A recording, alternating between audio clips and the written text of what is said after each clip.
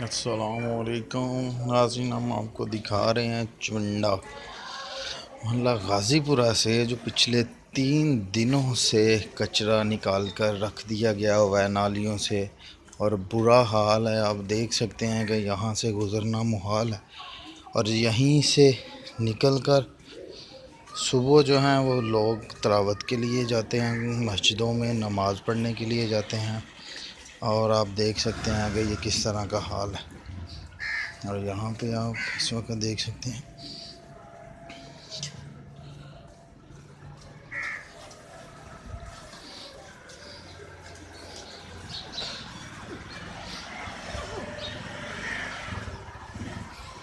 यहाँ पे आप देख रहे हैं इस वक्त के बच्चे भी किस तरह गंदगी से गुज़र रहे हैं, और ये बीमारियों का जो है वो गरा बन चुकी है। और यहाँ के चेयरमैन को इसकी कोई ख़बर नहीं है, और वो अक्सर कह देते हैं कि यहाँ पे खाक रोग कम है।